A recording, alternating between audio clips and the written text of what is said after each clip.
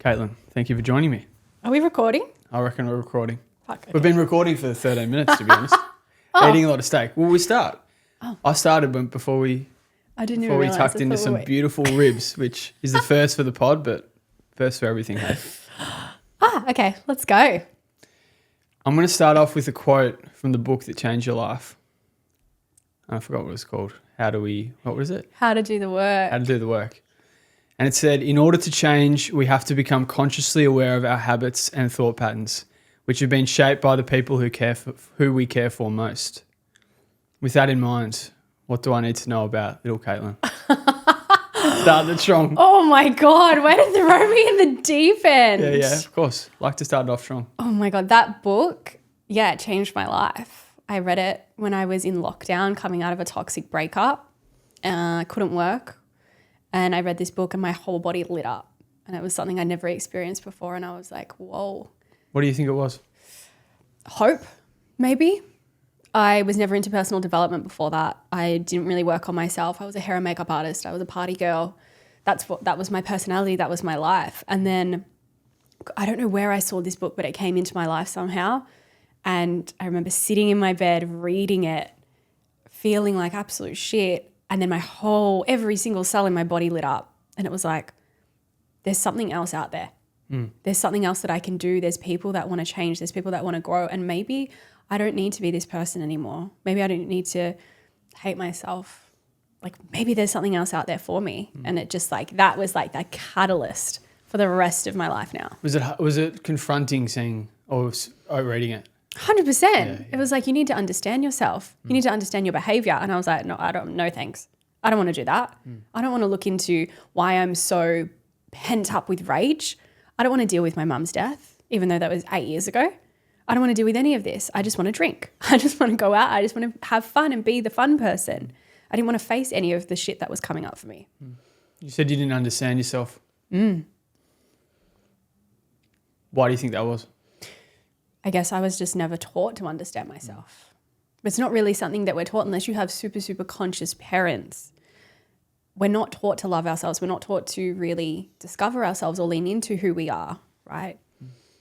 I just grew up in a normal household full of love, of course, but my parents never did any work on themselves. Their parents never did any work on themselves. So it was really hard for me to understand myself because I never was taught how. Back to the original question. What do I need to know about little Kaitlyn? I was like hoping I got out of that question. No. What do you need to know about little Kaitlyn? Oh my gosh. I don't know. I don't know. No, so you just said normal upbringing. I had a pretty normal upbringing. I always wanted to be a tiger keeper at Dreamland Zoo. Tiger keeper? At Dreamland. Is it Dreamland? Yeah, like Movie World and Dream World. That's what it is. I had a love for animals, and I remember one day my mum told me that if I was going to be a vet, then I would also have to put animals down because it's part of it. And I was like, oh, absolutely not. I can't do that. So I had a pretty normal upbringing. I had two parents that were together since they were in high school kind of age. I pretty much got everything I wanted, not in a spoiled brat way, but there was never any big, deep, dark trauma or anything really crazy. And I feel really, really grateful for that. And it was all incredible until my mum got diagnosed with cancer. I think it was around 18 or 19. And that's when everything changed. You said in another podcast that you were you described it as like the typical Australian. Yeah. You're like drinking and doing all that stuff. So that's sort of normal stuff, I think. So so it sounds like you went on a bit of let's just say a downward path, but that probably didn't start at that age. You were just doing what normal kids were doing. Yeah. Okay. And sneaking out of the house at 16. My mum would buy me, I'm probably throwing her under the bus now, but she can't defend herself, but underage drinking I feel like as we do as part of Australian culture, right? Saying I'm taking these 2 cruises and then hidden in the bush out the front, I've got another 6-pack, right? It was that kind of thing. So a little bit naughty, but not super, super naughty. You said everything changed when your mum was diagnosed. How so? Well, I think you never really think that you're going to outlive your parents. Not at 20 years old. I wasn't thinking about, okay, I need to spend time with my mum or I need to spend time with my dad and I need to appreciate them. I'm thinking, why don't you let me go out until 3 a.m. oh, why is it so hard for you to pick me up from Lab 22 in the city at 4 o'clock on a Saturday morning? Like, what the heck, Mum? Like, why are you like that? And so to be faced with so much grief early on, and at 20 years old, like we were planning my 21st birthday party. We're in the midst of things.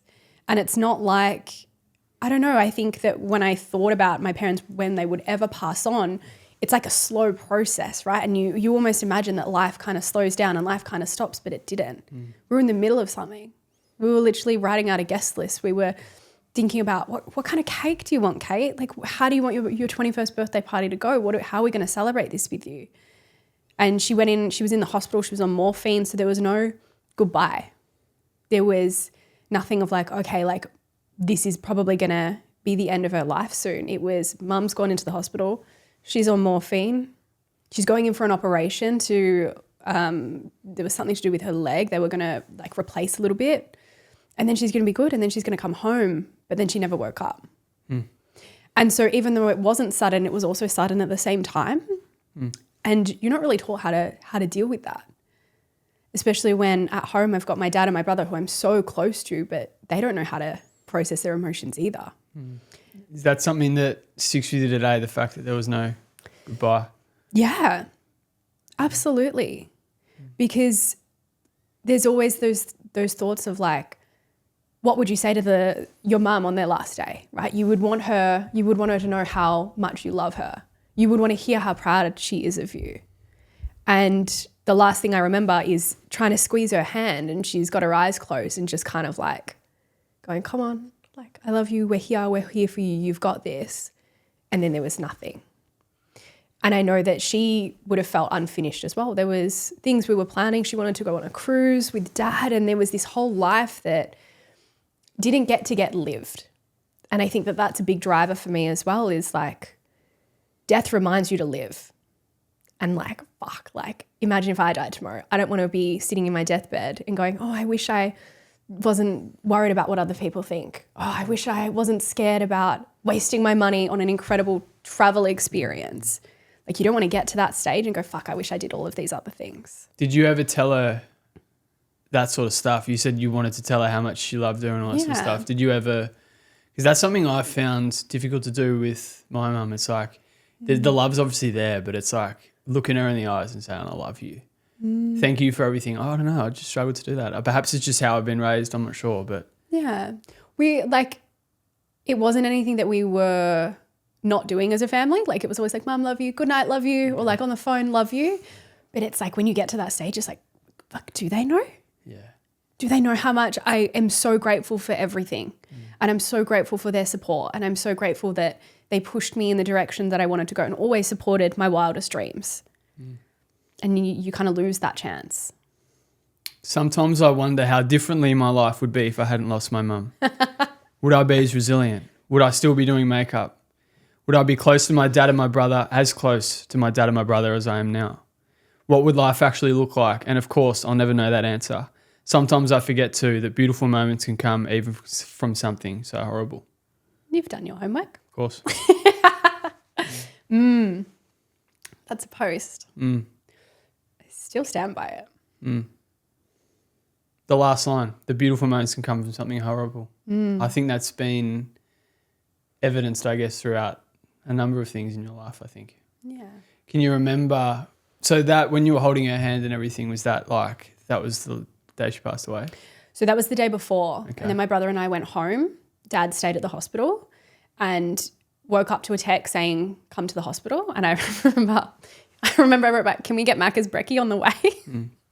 And my dad wrote, there's time for brekkie later, or there's time for Macca's later. So you didn't even know how serious it was, perhaps? No. Yeah, okay. Just oblivious, right? Yeah, she's on morphine. Yeah, she's in a hospital.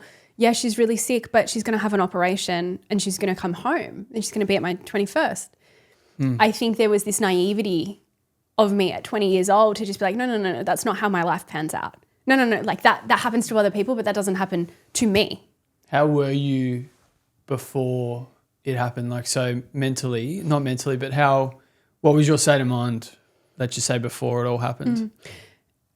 Naive. Okay. right? It's like, yeah, mum's sick, mum has cancer. Were you drinking That a lot and sucks. partying and stuff then, or? Still a little bit, but not as much as what happened Okay. afterwards. Yeah, okay. Like I would say that I was like, oh yeah, my mum has cancer. That's really sad. But it wasn't like this big heartbreaking thing. And it's not like I would have responded to it now. And I didn't really understand the seriousness of it. And I think part of me didn't want to acknowledge it, right? It's so much easier to not actually feel the feelings and to not actually consider, oh, okay, maybe my mum's not going to make it.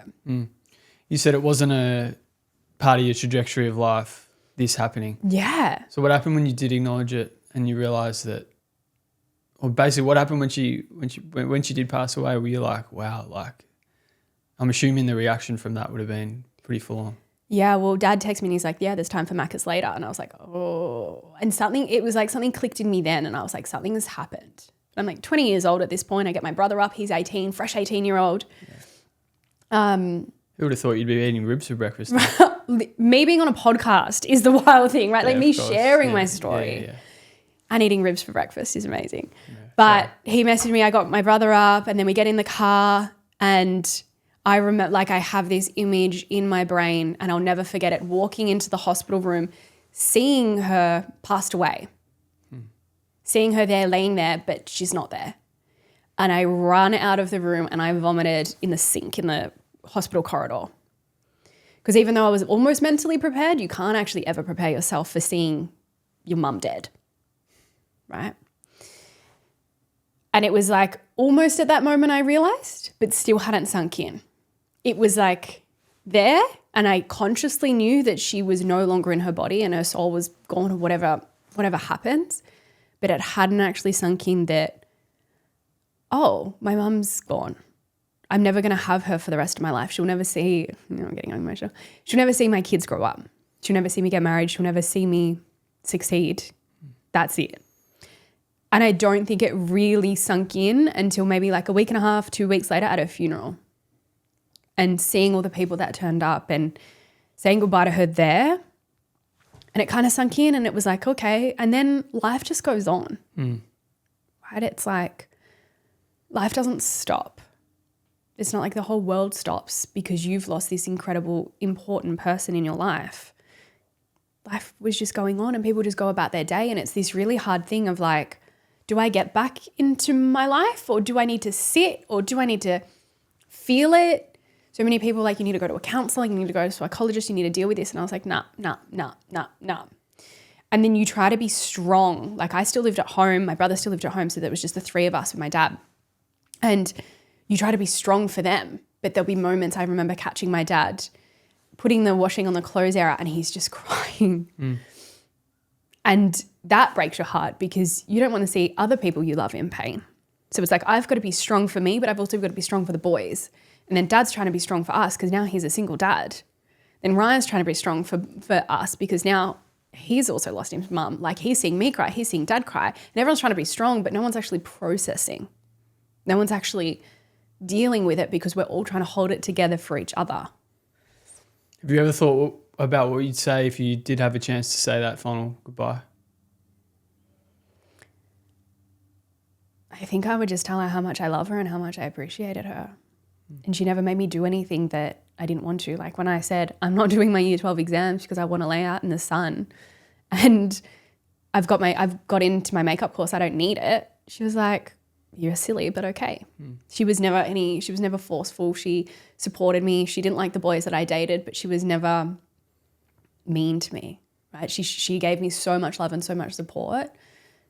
And I just wish that I had told her that more. It's a good reminder. I've seen a lot of things recently. I don't know if you saw that soccer player recently. He was 28, playing for Portugal, and he's like one of the best soccer players in the EPL. I don't really know how big that is in the scheme of things. Soccer, it's a big soccer thing. Okay. And a week before, he posts a video of him at his wedding, and a week later, he dies in a car crash. Fuck off. He's 28. I know there's nothing to do with your story, but it's like he is at the peak of his powers. Yeah. And it's just gone like that. And yeah. And I think I heard someone say, don't wait don't wait. Like if there's someone in your life that you're not seeing because you're doing something, I'm not sure. I'm in a really busy time in my life at the moment, and I'm like pushing stuff away. Like I had a gig that I was meant to go to last night, and at 3 p.m. it came up as a reminder on my phone. Completely forgot about it. It was a really good friend singing, and I just couldn't because I was doing this other stuff. So like, it is a good reminder.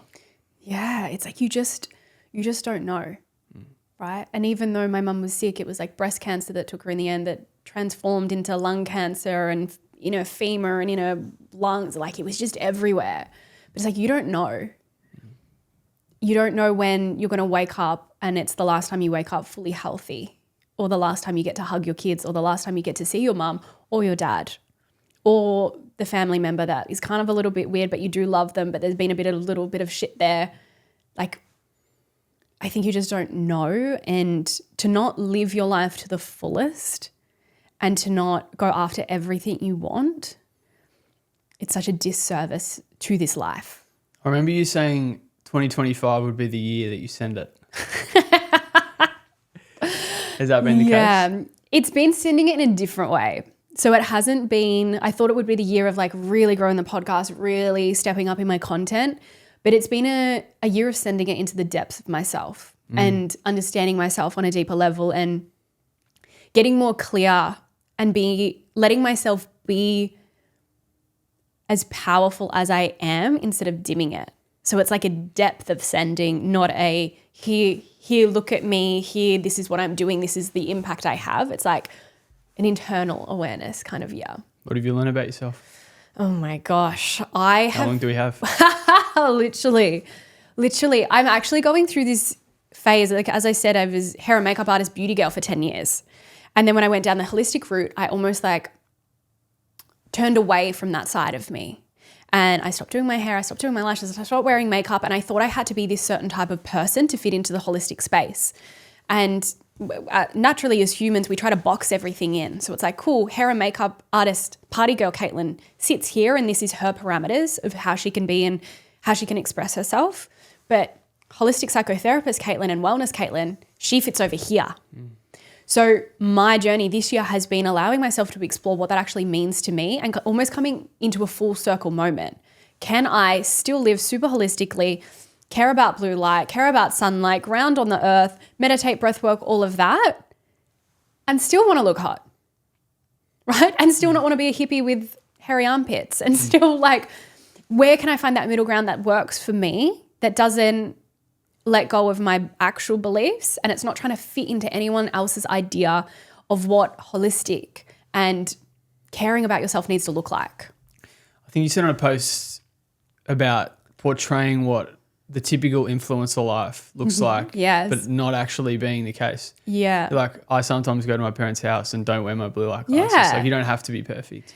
Yeah, because it's like, especially on Instagram, people like to portray that they're always up at 5 o'clock and they're always getting their 1 hour walk, and then they've got their blue light blockers on all the time, and they're really careful with seed oils or whatever it is. And I think that can set an unrealistic expectation for a lot of people, especially when you're someone who wants to make an impact with your content and you're sharing your life. It's like, that's not real fucking realistic. Yeah, I've had a lot of people message me just indirectly, not knowing about my background.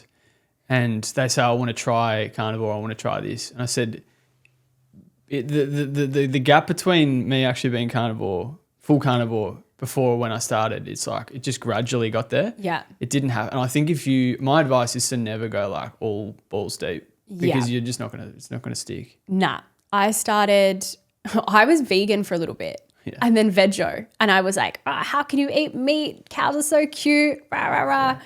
And then gradually started increasing my meat intake. Then I was still eating like a bit of fruit. And then, but as soon as I don't know if you found this, as soon as I shifted to full carnivore and removed the fruit, my physique, my body, my mental awareness shifted, like it changed gear. It went from gear 1 to gear 5. See, I'm not doing anywhere near the amount of exercise that I used to, but I don't train as hard as I used to, but I think that's okay because of the whole inflammation aspect and everything. Yeah. And I reckon like even just the stuff that I do, even if I didn't train, like I'm always on the move. Yeah. I'm always on the move. Yeah. You spoke about your mum's, or when she passed away, the reaction to that. What happened there? Nothing really. I went back. I had 2 weeks off work. We did the funeral. I went back to my life. I avoided my feelings. I started drinking more. I started partying more.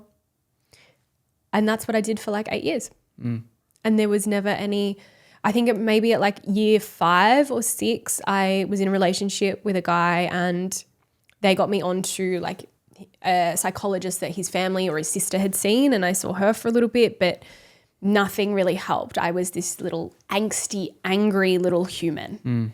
What would I have seen? Fly on the wall. You would have seen me being called like grog bitch because I was really like well known for getting drunk. You would have seen me at festivals. You would have seen me snorting cocaine off toilet seats. You would have seen me sleeping all Sunday afternoon and then Uber Eatsing Nando's for probably the 5th time that week.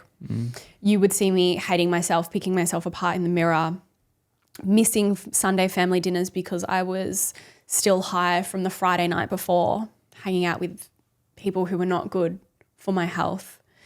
I was doing a lot of makeup and my career was growing, so I thought I was doing well. And I was doing heaps of really cool shoots and campaigns, but on the other side of that, as soon as I was out of that space, I was so miserable. Are you glad you went through all that? 100%. Would not change it for the world. And I've thought about this as well. It's like if I could rub a magical lamp and get my mum back, of course I would want that for her life, but I cannot guarantee that I would be this person. Right? I cannot guarantee that without all of turning that pain into power and pushing through that and forging my way, I don't know if I would be sitting here right now. Is there a memory or something that just goes back to your state of mind at the time? Of when she passed after? In the 8 years you said. I remember one day that I think it was like 2:00 on a Tuesday afternoon, and I was at this guy's house that I'd met on Hinge, and we've got like Smirnoff Blacks sitting around, we're playing Monopoly, there's a bowl of cocaine on the table. It's just a random Tuesday. And I was like, this is what my life is. And I wasn't upset about it. And I think that's the thing. It wasn't like I was looking at it and going, oh my God, what has my life come to? It was just like, this is what it is, because I can't work as a makeup artist. Like we got fully shut down and I was self-employed. So it's like I had nothing else to do. He liked me. I liked him. We might as well just do this. The other option was sitting at home by myself, being miserable. The other option was working on myself. That wasn't even a thought in my brain. I didn't know what personal development was. I thought there was counseling and psychology, and that was for really like fucked up people. That was for people who were really traumatized, but I was fine. It's all good. Like I had that kind of mentality. Was there a lot of pain or emotion that came out when you realized that you weren't fine? Yeah. So it was like once I read that book, I was like, oh my God. And I remember reading it and I was like, I'm going to change the world. I'm going to be a holistic psychologist. And I remember looking up courses and it was like 7 years, you need this and you need this. And I was like, oh, actually, well, that seems like a lot of effort. I'm not going to do that. I'm going to be and then I kept Googling and I found holistic counseling. And it was like, you can help people with grief. You can help people with this. And I was like, okay. Like I've read this book, so I'm pretty good. Like, and I thought I'd really unlocked the secrets. And so I went down this holistic counseling path. At the same time, I'd moved to like the beach, and there was this crazy group of people doing cold ocean swims and breath work on the beach, and I'd seen it on Instagram and I was like, oh, that looks kind of cool. Like maybe I'll just give that a go. And from that first breathwork session, because I wasn't into meditating, I thought meditating was for fucking hippies. I'd never done any kind of work. And from that first moment, I just cried. And it wasn't tears from there. It was like my 20-year-old self finally getting to grieve, finally getting to feel. And this was like a 40-minute session on the beach on a random Wednesday morning. I was like, this is so embarrassing. Like, what are you doing? Stop. And then it just kept going and it just kept going. And I remember I had this one breathwork journey out in the forest somewhere, and I got up and I stood up because I was like, I cannot feel all of this. Like all of my emotions were coming up, or everything that I'd pushed down for 8 years was coming to the surface. And I got up and I walked away, and the facilitator was like, what are you doing? And I was like, I can't face it. I can't deal with this. And if you've ever experienced breathwork, you'll understand what I'm saying, where it's like, these are emotions coming up, there's stories coming up, and there's things coming up that are ready to be felt. because I was just pushing everything down. I was like, okay, well, that's an emotion I don't want, better drink. That's an emotion I don't want. You remember what they were? There was so much sadness. There was guilt. There was shame. There was confusion. Stemming from? Mum. Right? Of like, did I do enough? Did I tell her I loved her enough? Was I a bitch to her? What was that last moments for her? Did I care enough for her? There was one day that she asked me to wash her hair for her, and I have this vivid memory, and she'd shaved her head because she was going through chemo and radiation. She'd had a double mastectomy, so she'd come out of hospital, had got both her breasts removed, and she couldn't wash. Her hair was like this big; it was just growing back, and she couldn't wash it. She couldn't get in the shower. She had bandages everywhere, and she's like, "Kate, can you help me wash my hair?" And I remember just rolling my eyes and just being like, "Can't you just fucking do it yourself?" And then that guilt stays with you. Because it's like, could I not have helped my sick mum? Like, what else do you have to do? Is that still with you today, the guilt?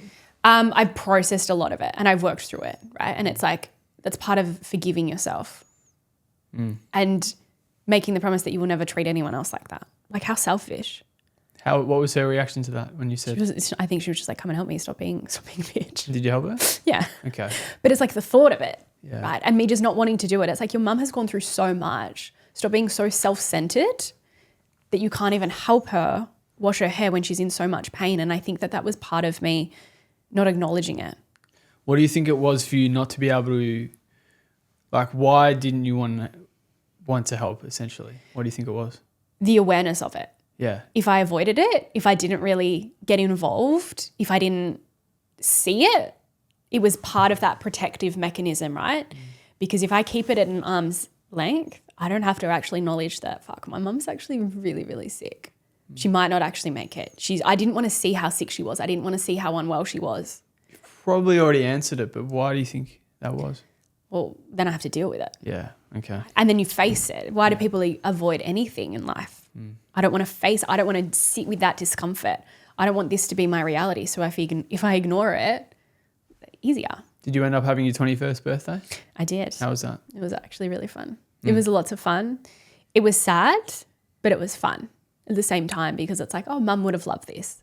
And I think that comes up with like things that I do even just now. My brother got married a few years ago. Him and his wife have had a baby, and it's like, wow, she'll never get to meet her. And I think that's hard as well. Why? Because you always imagine yourself, I guess, when you're younger, having those memories, and your kids growing up with grandparents, and my mum loved babies. So like, she was always the baby whisperer. And then you go, fuck, she would have just loved Macy, my niece. Macy would have loved her. And it's like, what are they missing out on? But then you kind of have to remind yourself that they're not missing out on anything, because it couldn't have been any other way, because that's not the way it worked out. I saw you with someone else on a podcast. I'm not sure if it was your podcast, and she was like connecting with your mum or something. Tegan, yes. Yeah. Does that, like, do you still see her in your life, essentially? Yeah. I'm And not sure how to describe that. like in the spiritual world. Yeah. I'm sorry, not really. Yeah. Yeah, so she came through on a podcast, and she tends to be with me. Like, I usually feel her when I do big breathwork journeys. I'll kind of like feel her presence there, and sometimes I talk to her and stuff like that. But it's obviously never going to be the same. If I could go back in time, I'd tell that broken 20-year-old me that life does get better, that you will eventually learn to love yourself and turn your pain into your power. You said that before. That over the next decade of your life, you'll lose some of your closest friends, but you'll make even better ones. You'll fall in love and have terrible breakups. You'll feel alone even when you're surrounded by people. You'll think you've finally worked out who you are, but you'll lose yourself again, and you'll surprise yourself with how strong you actually are. Did I write that? That's really good. You did. Go me. That's beautiful. Yeah. Want me to read it again? Yeah. If I could go back in time, I'd tell that broken 20-year-old me that life does get better, that you will eventually learn to love yourself and turn your pain into your power, that over the next decade of your life, you'll lose some of your closest friends, but you'll learn to make even better ones. You'll fall in love and have terrible breakups. You'll feel alone even when you're surrounded by people. That's interesting. You'll think you've finally worked out who you are, but you'll lose yourself again, and you'll surprise yourself with how strong you actually are. 10 out of 10. You'll feel alone when you're surrounded by people. Is that the the in-between phase of, I guess, you growing as a person to who you are now, but you're still in sort of that in-between phase. Yeah, I think that's like when you're trying to find yourself, but you don't know who you are. So you surround yourself with people that you think are good for you, but you don't actually really like them because you don't really like you. And you're kind of like disconnected to the world around you, and you might be hanging out with people all the time and super social, but it feels void still. And maybe you're hanging out with people that aren't for your highest good, however we want to do it. They don't push you. They don't reflect beautiful things back to you, and you're surrounded by friends. And from the outside, it looks like you've got a really good friendship circle because you're always out, and you're always out for coffee, and you're always out for breakfast, and you're always out at night, and you've got all these friends with you, but do they actually know who you are, or are you keeping them at an arm's length as well? Do you feel as though you've had two lives? Yeah, 100%. But I don't feel like it was from when my mum died. I feel like it's from 2022. So I feel like I've lived like almost 30 years. And then like the last 3 to 4 years have been a different life because it's like a 180-degree change. My friends are different.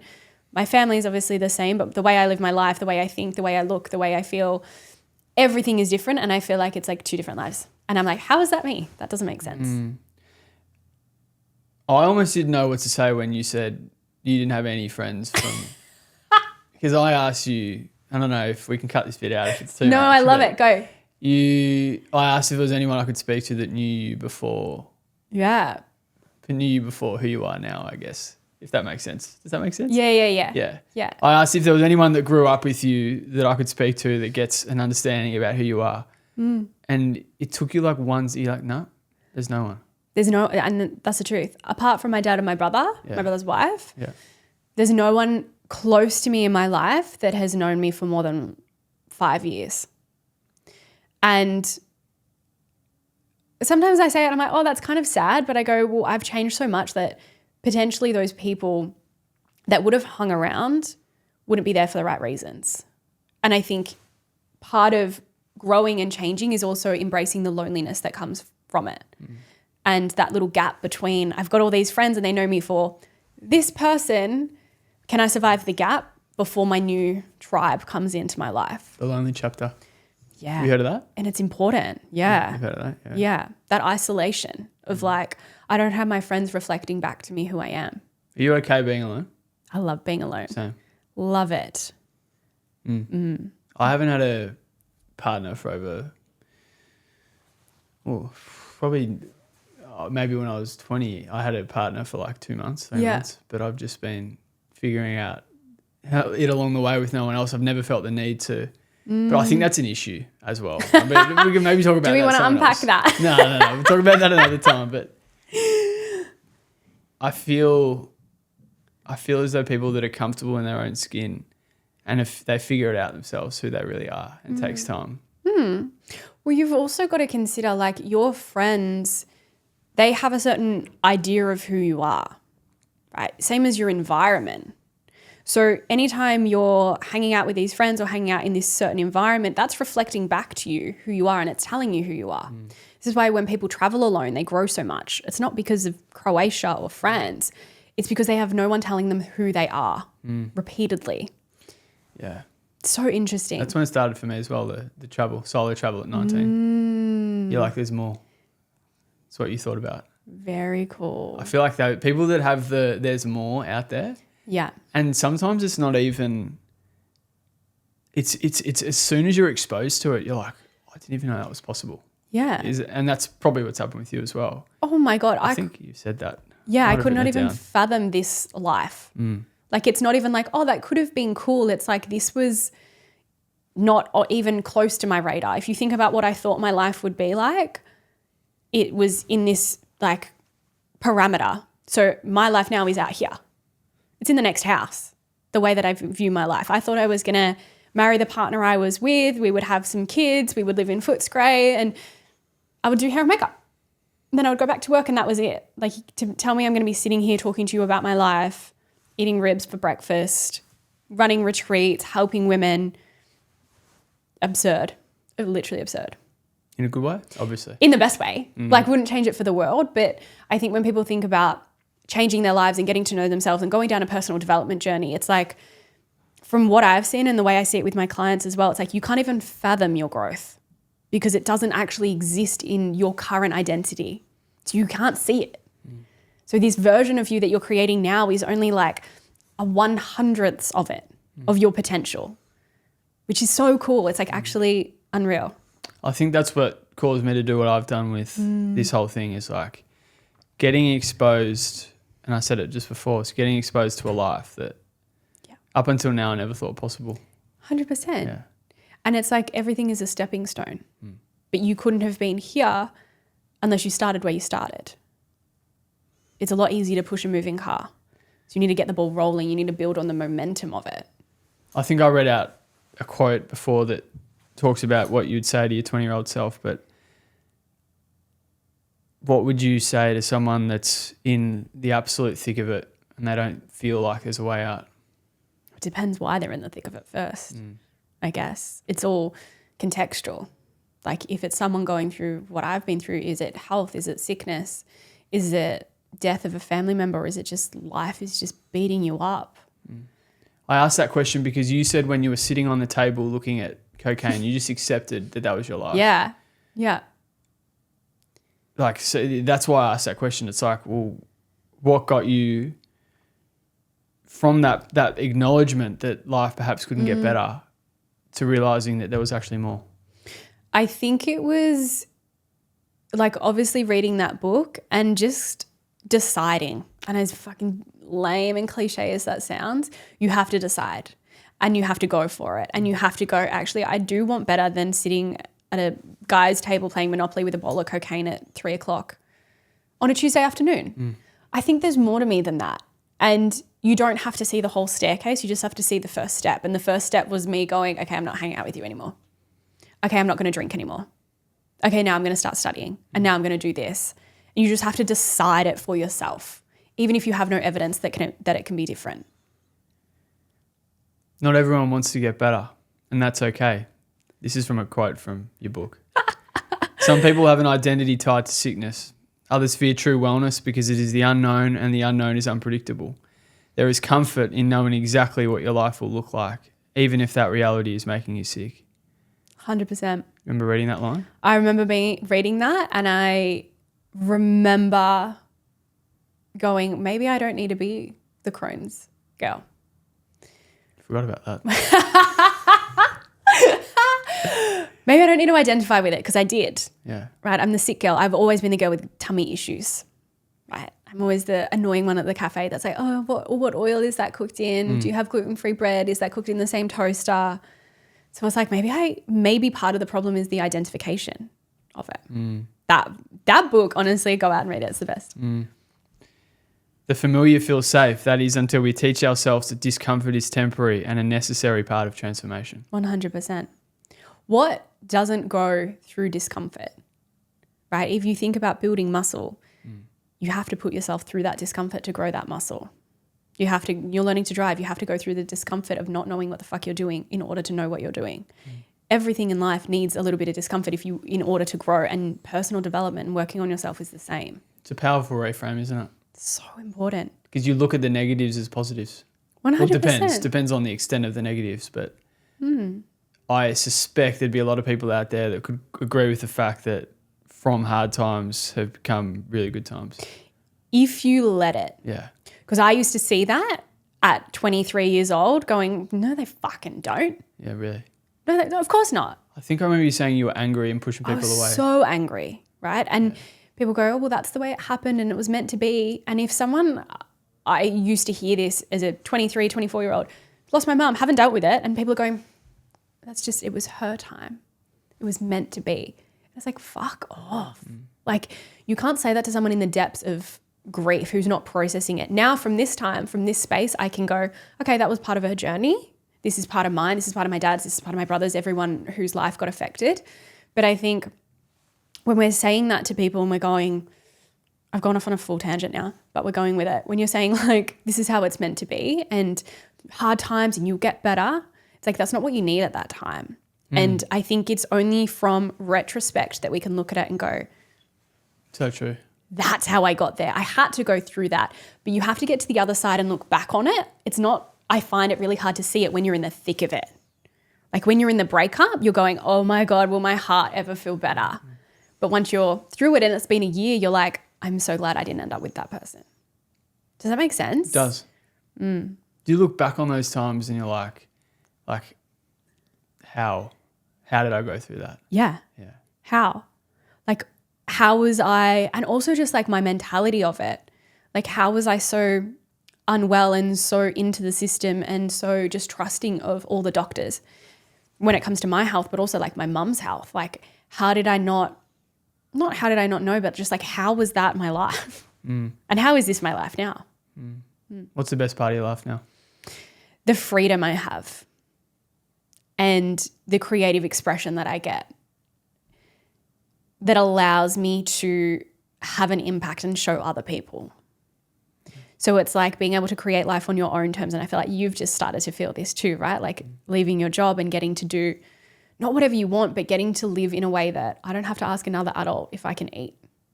I don't have to tell another adult that I have to go pee. It's like, it's that freedom and it's that expression that gets to come through, and it can be a Friday morning and we get to have ribs and we get to talk about this, and this conversation will hopefully unlock some things for some people, and my voice gets to be the permission slip for other people, and I'm just a regular girl. Like, I'm just a human, and there's nothing special or nothing crazy about my life or my story or what I've been through. I've just decided that I want more. And I think that that's so powerful, because if I get to just share what I've gone through and that gets to be the lighthouse for someone else, isn't that the best fucking thing about life? Talk to me about Crohn's for someone that really had no idea what it was until I started researching what it was. Crohn's is a fun time. So Crohn's disease is an inflammatory bowel condition. And I knew of it before I was diagnosed with it. So growing up, maybe from when I was like 15 to maybe for 10 years, I was diagnosed as a celiac. So gluten intolerant. And anytime I would have gluten, I would faint. So it wasn't even just like a little gut issue. It was like my vision would go blurry, my ears would go funny, and I would lose my hearing, and then I would faint. And it was like a full response. Fast forward, I just stayed off gluten. That's really the only treatment that you can have. I started becoming dairy intolerant. Then I started becoming like fructose intolerant. Then I went vegan for a little bit. So I was that really annoying person at a cafe that was like, I need gluten-free and vegan food. And they were like, I hate you so much. And then one day, out of seemingly nowhere, because I wasn't aware of myself and aware of my body and in tune with my body, this is going to get really graphic. Can I be really graphic? You've asked this on other podcasts, so yeah. It's gross. I got this golf ball size abscess pop up like next to my butthole. Huge. And I was like, what the heck is that? And I thought it was like, I'd been on an exercise bike, so I thought it was like an egg on your head kind of bruisey situation, because it was really painful to touch. And I ignored it. And before that, there had been like blood anytime I went to the toilet. I'd been bloating, I'd been sick, but I didn't piece any of the puzzle pieces together. I was like, oh, that's really weird that I've gone to the toilet and there's heaps of red blood. Anyway, I remember there was one day at like a Melbourne Cup, I was out drinking with some friends, went to the toilet, so much blood, flushed it, moved on with my life. Did not go to a doctor, did not speak to anyone about it. I think I told my partner at the time, and he was like, oh, that's weird. And I was like, anyway, can you pour me a shot? Like, so oblivious to my body. Woke up, had this abscess, I had a letter from the doctor saying I was due for a pap smear. So I was like, oh, that's convenient. I've got this pap smear appointment. I'm going to go and get her to look there. While she's already down there, can you just look at this lump? So random. I don't know what it is. She takes one look at it. She's like, you need to go to the emergency room right now. I was like, what do you mean? She's like, that is either an abscess or something, a cyst, but that could pop and that infection could get into your bloodstream and you could die. And I was like, similar to like my mum shit. I was like, no, that doesn't happen. That's not me. That's silly. You're so dramatic. And I was like, I'm not going to the emergency room. That's really ridiculous. She goes, okay, well, go get an ultrasound so we can look at it and then come back. So call my partner. We went to the ultrasound, and there's this man, and it's just like this day I'll never forget, because I think there was like 6 people that saw my asshole like one day. So I'm lying on the side, I'm holding my butt cheek up, and if any girls have had like waxing or laser on your bikini line, it's like that kind of movement. And there's this guy ultrasounding near my butthole, and he's like, do you have Crohn's? And I was like, no. He's like, oh, are you sure? Because this is really, really common with Crohn's disease patients. I said, no, I've got celiac disease. He's like, well, you can't have both, so I think you've got Crohn's. And I was like, I don't have Crohn's. Again, super oblivious, super just naive to it. Finish there, we go back to the doctor, and she's like, look, it's an abscess, it's full of pus, you need to go get this operated on. I went to a private hospital instead of going to the emergency room, and the doctor or the surgeon that met me was like, oh, this is really common. Like, this happens all the time. No worries at all. This is fine. When like, do you want to operate on it? Can we do it tomorrow? And I had this really cool makeup shoot. So I was like, no, I can't do tomorrow. I don't want to miss out on this job. I want the money. Can we do the next day? And he's like, sure. Went to this job the next day and was in so much pain, fever, sweats, because I have an infection in my body that I'm ignoring. Finally get it operated on. It's like a quick little surgery and everything's fine. He's like, cool, it's all good. There was no other mention of Crohn's. It was just this abscess that had popped up that just tends to happen. And with abscesses, they leave them open so they can heal. So it's like imagining like a little golf ball sized pocket of pus, and to operate on it, they cut it open, they drain it, and then they leave it open a little bit so it can heal from the inside up. Because if it closes over, it can just start to refill. And that's exactly what happened. So a few days later, it started to refill and started to grow again. And I went back to the surgeon, and I remember I was lying on my side and he's looking at it and he just pulls it open. And I just feel this like liquid pus drain down the side of my butt cheek. And I was like, what is my life? How is this happening? He's like, okay, let's just leave it for a few days. A few days later, it does the same thing. My body's healing, of course. Like, it's trying to close up this open wound. He sews in this little plastic drain that allows it to not close up, but allows all the pus to come out. So I had that in for a few days, went back, took that out, closed it up, went on for my life for maybe like a few weeks. Then the abscess came back. Another one, got it operated on, same kind of thing. Was okay for a few weeks. No, this is no other mention of Crohn's as well, right? It's just abscesses. I'm just an abscess girl. And then it comes back, and then it comes back on the other side. And it's horseshoed around, and now I have 2 fucking abscesses. Back to the doctor, and he's like, okay, there's something else going on here, because this is like the 3rd and 4th time now in a matter of 2 months, 3 months. Went in for another operation. They've done that. And they put in, so they had to do all these tests and stuff, and he's referred me to another guy, and it's getting really confusing at this time. And I feel like my brain's blocked half of it out, right? Because I'm 27 or 28. I'm like, I'm in my prime. I shouldn't be showing my butthole to all these old men, right? I shouldn't be doing this. This isn't part of my life. This isn't how it's meant to go. And I remember thinking at the time, like, I've done my trauma, bro. Like, I've dealt with my mum. This isn't my life.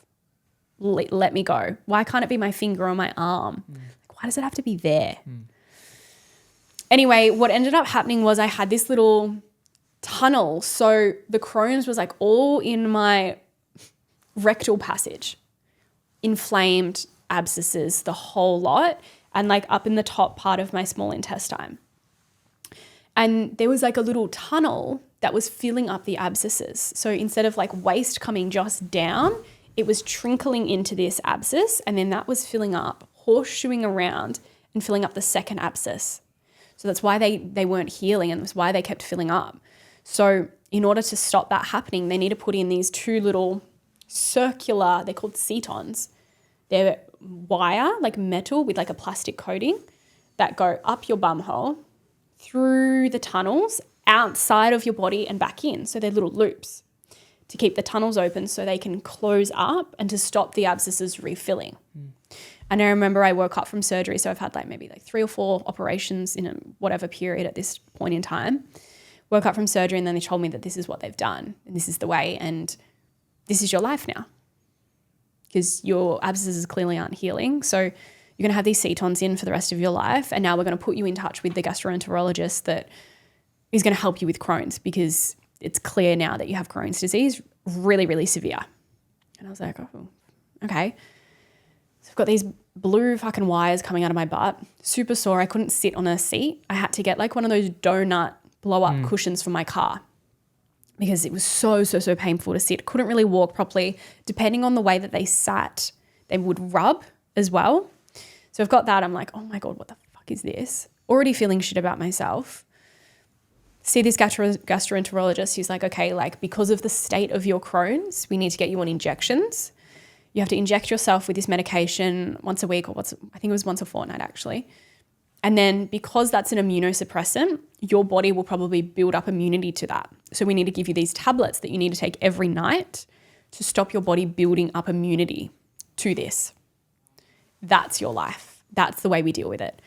The only thing that they said about my diet or my lifestyle was probably not really good to eat a lot of red meat. That was it. There was no, maybe you're really stressed, maybe you should stop snorting cocaine, maybe you should stop drinking, maybe you should learn to regulate your nervous system, maybe you need to walk more, maybe you need to exercise more. There was nothing. It was just, here's this medication, this is the only way we know how to deal with it. This is the rest of your life. And that was the rest of my life for what? A year, 2 years. The cetons in my butt, it was, you can't travel, you can't go in open water because I have open wounds. You can't go in the ocean because that could infect. You can't travel for more than 2 weeks at a time because you need to take your medication and it needs to be refrigerated. Pretty much you can't live, right? And the solution to Crohn's was that. And I lived like that. I said yes. And I was like, okay, cool. And I remember the first time the nurse came because I had to get a proper nurse to come to my house to teach me how to inject in my body. I had to get a sharp spin. I had to get all this stuff. And I felt so disconnected from myself. I felt like I had been betrayed by my body. I asked before something, and I asked a question. I wanted to link it back, but what were you like at that? Like, no, I asked whether you're comfortable being alone, and you said yes. How were you when you were alone during that part of your life? Not good. Yeah, I was going to say. Not good at all. Yeah. Right? And I had like really, what I thought were really, really good friends, and they're beautiful people, but all we did was like drink and go out. So I didn't have that depth of connection. What were you doing when you were alone then? Was it a lot of like, why me? Because you said before, like 100%. this is how my life, or why I felt betrayed. Yeah. Well, I wasn't alone a lot. Okay. Right? There wasn't really a lot of time in that life unless it was like taking the tram into work or the train into work. I would never really go and spend some alone time. I would never go and take myself out for coffee, take myself out for dinner, go for a walk without listening to anything. I was always consumed by things. Yeah, I find when I'm alone, that sort of stuff hits you way harder. Mm-hmm. So you were trying to avoid it then? 100%. But I didn't know. Right? I think there's this thing where it's like, oh, well, I didn't know I didn't know that I was trying to avoid it, and that's how it gets you, because you're not actively avoiding. You think that you're trying to be productive, or you think that you want to see your friends, but when it comes from the driver of, I can't sit with this, it's not always super conscious. Does that make sense? So I had felt like, yeah, I was so disconnected from my body, and I felt like it betrayed me. I was like, what the fuck, man? Like, we're meant to be in our prime. This is meant to be the hottest years of our life, and here you are getting sick. Why? Because there was no conversation about why. It was just like, this is just something that happens. What was the lowest point like? Or can you remember? Or was it have you just like, you talked about the two lives, is that just like something that you don't narrow down a particular feeling or low point? It's just like the whole thing was really bad. The whole thing was just... Were you questioning things like, do I need to be here? Well, not at that time. I remember thinking that when my mum passed, there was like that kind of conversation of like, this is so fucked, I can't live with this. But with the Crohn stuff, it didn't get to that point, but it was just like embarrassment. And it was like, I felt so shit about myself. My relationship crumbled because I had no self-confidence. I had no self-esteem. I didn't feel good. Yeah. And there was no capacity to hold that. Did that embarrassment stem from the fact that you couldn't do what people in their prime would typically do? Yeah. Okay. And like, had fucking blue rings coming out of my butthole. Yeah.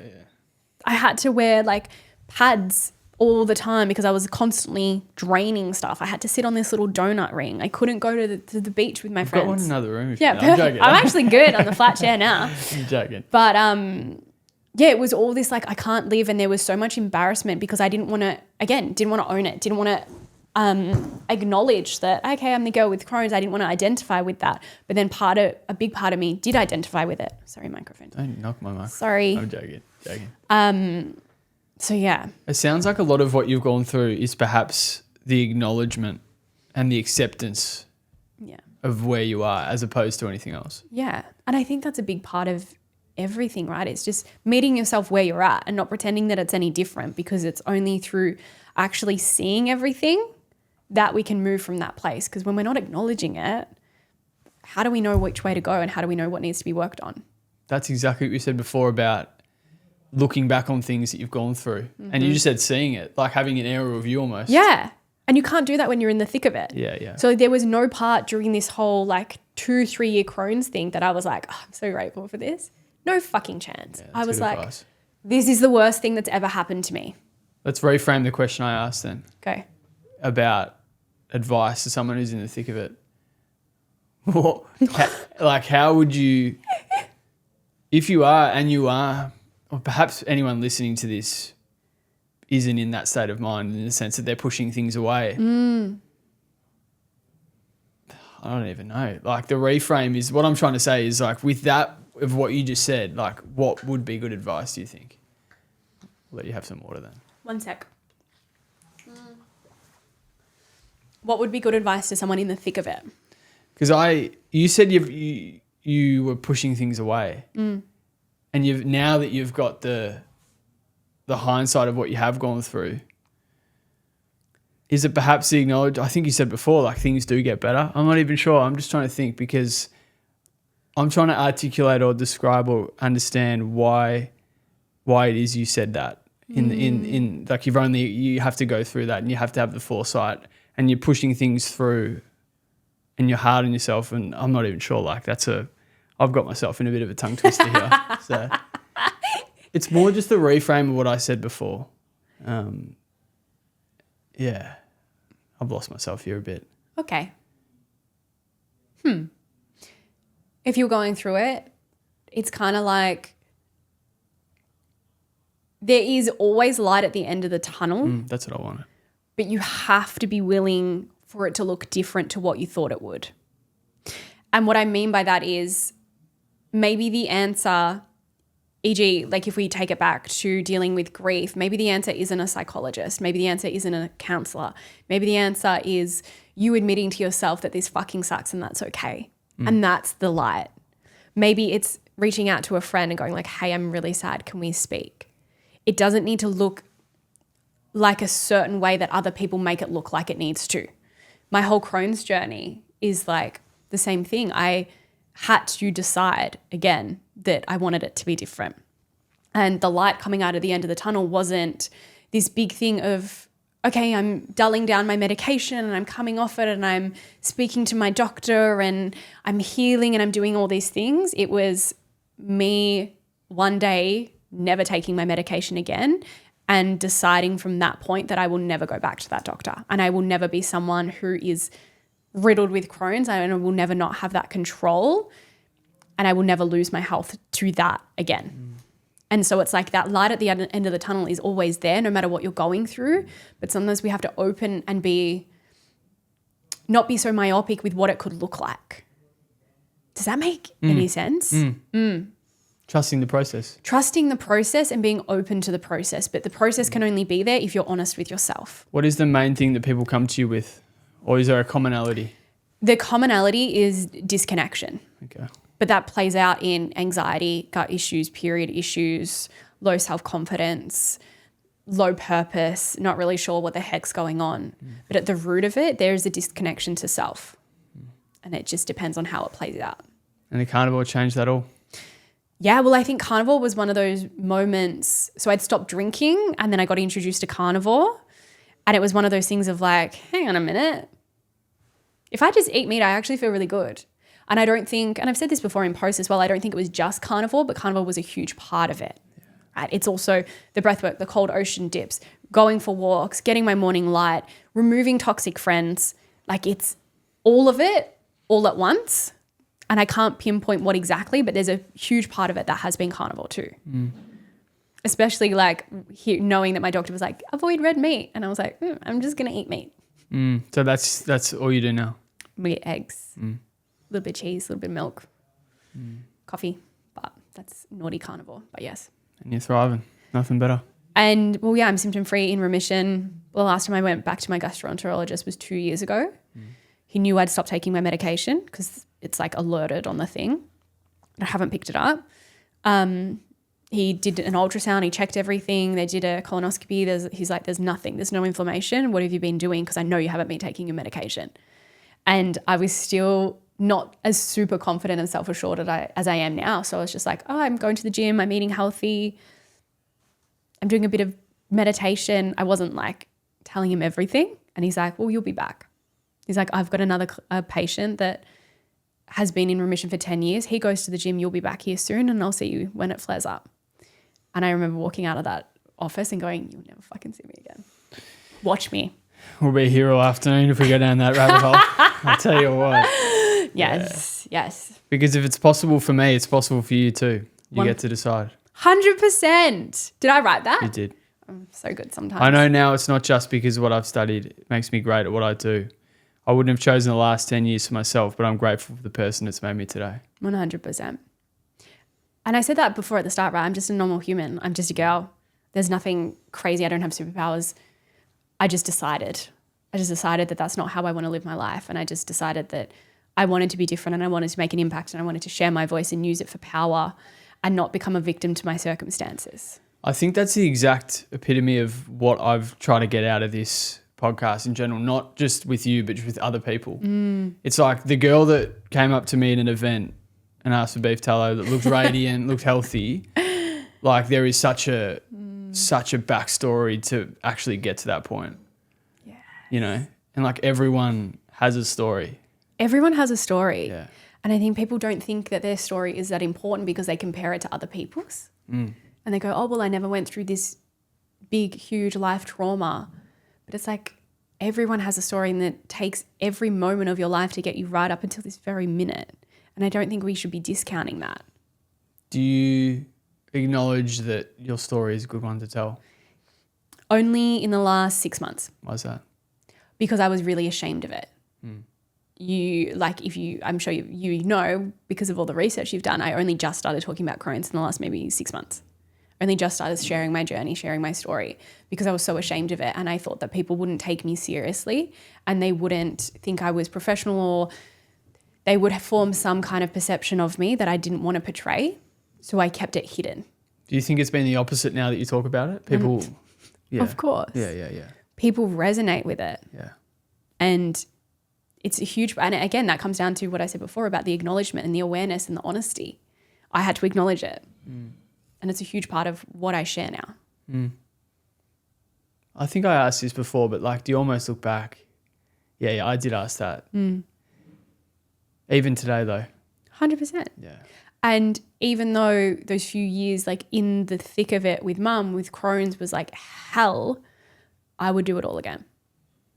Because there is no way that I would be sitting here sharing it if I didn't go through it. I had to go through it in order to be this person and in order to make the difference and the impact that I wanted to make or that I'm here to make, not even by choice. I was thinking of a question before and it's like, what do you think is, and this is a big question to ask, but it's almost like, what do you think is the biggest thing for you to change at the lowest point to get to where you are now? Like, is it the acknowledgement? Yeah, self-honesty. Okay. Because you can't really move anywhere without acknowledging where you are and being honest with yourself. Can you remember the time you were honest for the first time? It was when I was reading that book. And it was like, oh. What emotions did it bring up? What is this?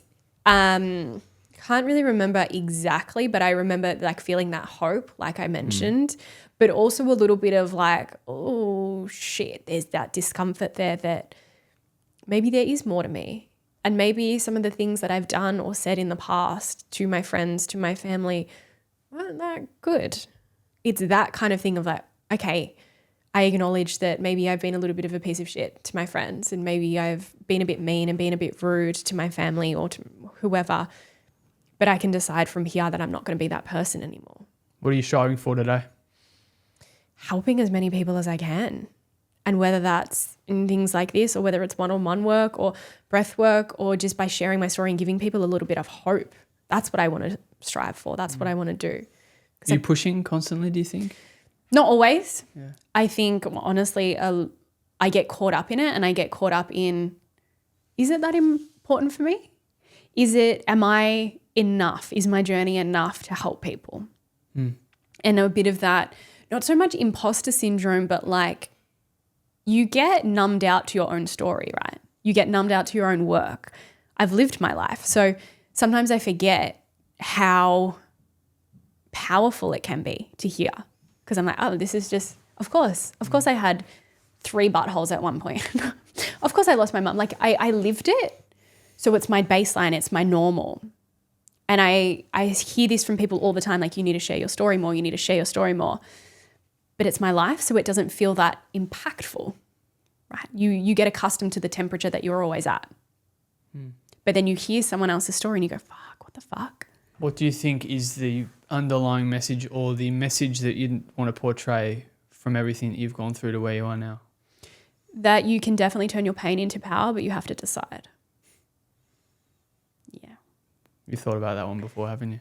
No, that just came to me out of the blue. No, Really? a little bit. Okay. I just think it's so powerful, and it doesn't need to be more complicated than that. And the decision will look different for everyone. Like maybe your decision is to leave your partner. Maybe your decision is to leave your job. Maybe it's none of that. Maybe it's just to be honest with yourself. I remember you said you refunded someone Yes. because they wouldn't leave. Yes. Yeah.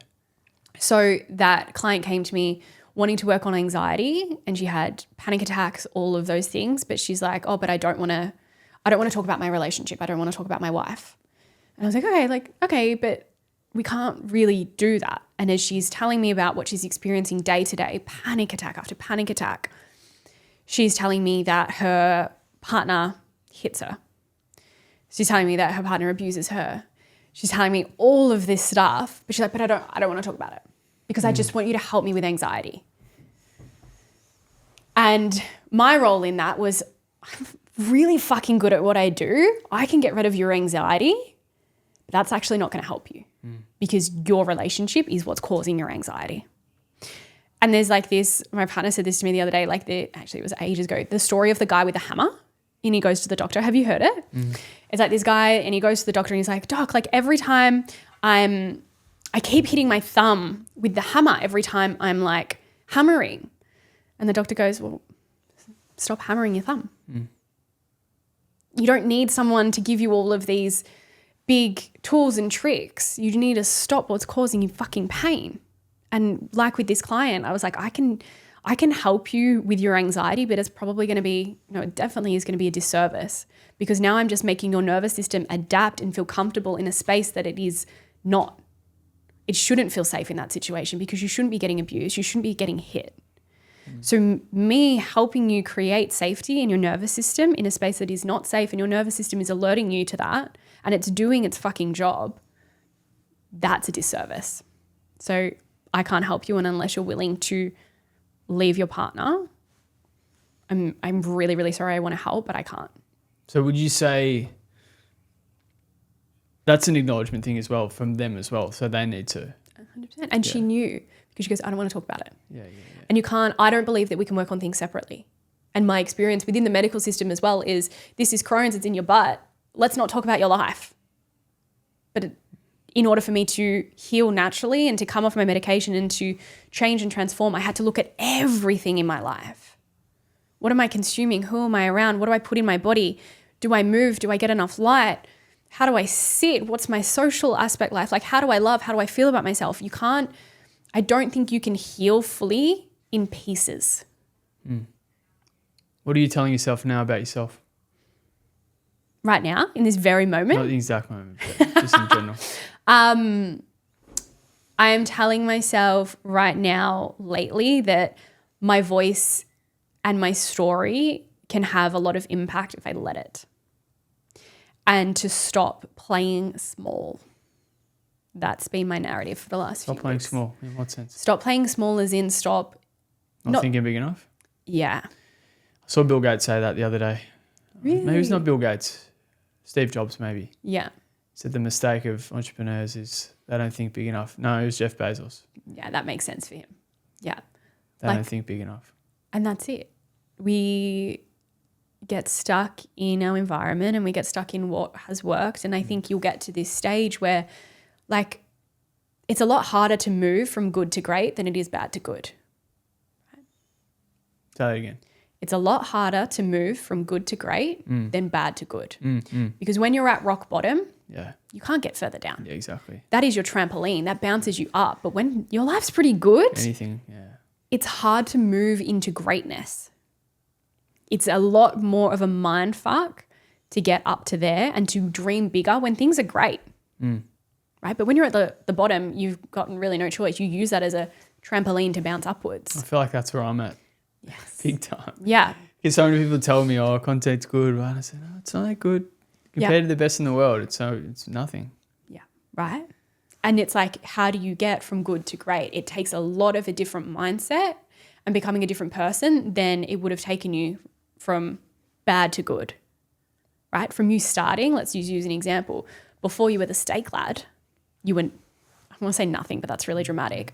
But there was no baseline, right?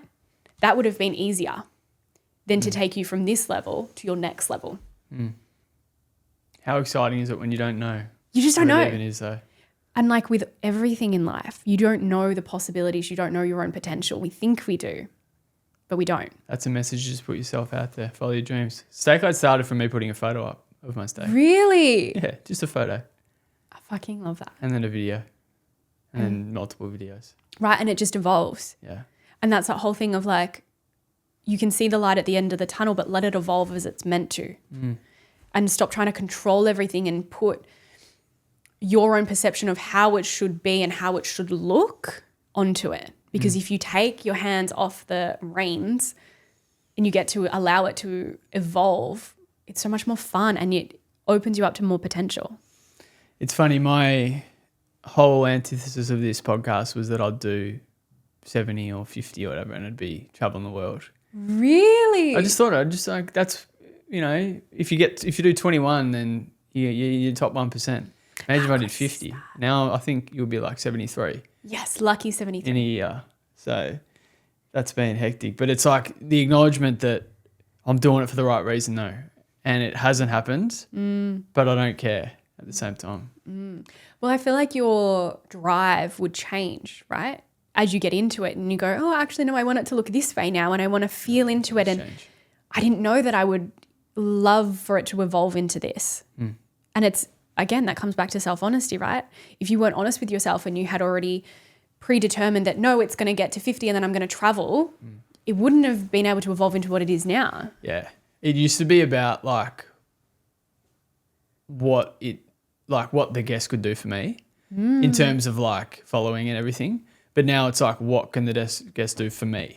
Yeah. You know, what can I learn off the guest? And hopefully the questions of my curiosity is, you know, a way to, you know, elaborate on conversation and points and all that sort of stuff. Yeah. Very cool. But I like my first 15, I was like, all I cared about was the following. Yeah. And then 15, 20 in, I was like, this is a bit different. And then 25 in, I'm like, why are we eating all the steak? Like, it doesn't have to be about steak. You know, it's about something more than this. You know? And that's part of it evolving, right? You sure. wouldn't have been able to get to this stage without those first stages. Yeah, 100%. And people will compare themselves and they'll, if you're launching a podcast or you want to launch a podcast or content Let's do creation, and you'll see Darcy's page at this and the podcast at this, and you go, fuck, I need to be like that. But it's like, that's his level 100. Let's go back. You need to start at your level 1 to get to your 100. I said that the other day, just go back. Go back to my early stuff. If you're worried about where I'm at now, just look where I started.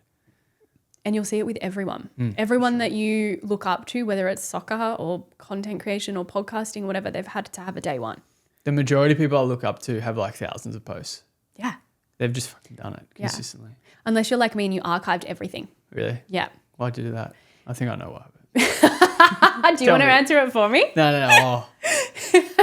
Well, you talked about shame and guilt a lot. Yeah. I'm assuming that's why. Yeah. So I turned my personal page into my professional page. And so that very first post on there is like a selfie and it's like a little photo dump before photo dumps were cool. 8 months and I disappeared. I deactivated my personal Instagram account. I only had my makeup page that I would go on occasionally, but that was when I read that book. That was when I'd come out of that relationship. I was in lockdown and I was in the depths of it. And that was my like solitude era, what we were talking about before with friends.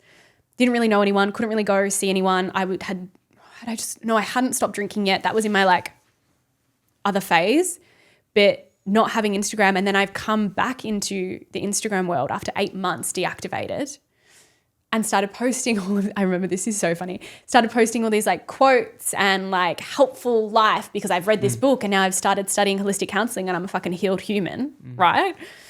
The nerve on me. And then I started posting all these quotes about positive thinking, whatever. And one girl responded to a story and she was like, hey babe, are you okay? You're posting a lot of like quotes. Is everything all right? And I was like, yes, I'm feeling great. Like, are you okay? Like, I'm doing this to inspire you. But it was so funny. I remember seeing that and it's just like, you just don't know how people are perceiving your story, one. But also the embarrassment of that whole, my life before that moment, I didn't want that to be there. I wanted to be seen as like holistic counselor and I didn't. Do you wish you kept them? Well, they're archived so I can put them back in if I want. Put them back. But it's like. I'm joking. What are they? Like photos of makeup and photos of me with like at where I used to work and photos of my dog and just like old shit of me drinking and stuff like that. But I didn't realize the power in my past. I think that's good to keep that stuff there, in my opinion. Right? And you see the evolution. Yeah, exactly. But I was so shameful of who I was and I thought that would impact who I wanted to be instead of letting it be the reason that I became who I was. Well, that's exactly, I'm not shamed, but I cringe at some of the early stuff. Good. You got to cringe. You got to cringe. But no one else is cringing. No. So that's my perception of it. Like, would people actually cringe? They'd be like, no, that's just what you went through. Yeah. And they go, that's cool. And then maybe that's like a permission slip. Yeah. Of like, oh, she was posting exactly. dog filter Snapchat photos on her feed. What a loser. Yeah. It's all part of it. I love it. Thanks so much for doing this. It's been an amazing chat. You're so welcome. My pleasure. I reckon we could keep going for a long time, to be honest. It's been, How long? Oh my God. Hour 35. We can keep going or we can I stop. reckon we can. You have said along that you're not a guru. Yes. So that's just sort of what you said before. Like it's all you. Yeah. Well, I say that at the start of breathwork journeys, especially, and I hone it into my one-on-one clients. I'm not your guru, right? I'm just a girl. And I think that especially when we get into the personal development world, and I've fallen prey to this as well, is we think that another person is going to be our savior. And we place that power in them or the modality of, oh my God, this breathwork journey gave me X. It's like, no, you did that. The breathwork journey was the portal to allow you to do that. I, as your guide, allow you to come to your own realizations. I'm not giving you anything. And I think it's a dangerous, slippery slope that we get into with the personal development world where we go, okay, this therapist, this counselor, this coach, they'll be the one to save me. It's like, you saved you. I may have helped you. I may have given you some tools, but it has to come from in here. And as long as we remember that the power is always inside of us, that's what's going to help you. Remembering your own power. It's a good summary of what we've spoken about today, I think. Yeah. I'm going to end it with this one. I guess it's sort of a good overview, I guess, of what we have spoken about, but a reminder of just what you said before that, it's possible for anyone. 100%. Yeah. 100%. If you look up to people and you go, fuck, I wish I could be like them, you can. The difference is that they've decided that they can.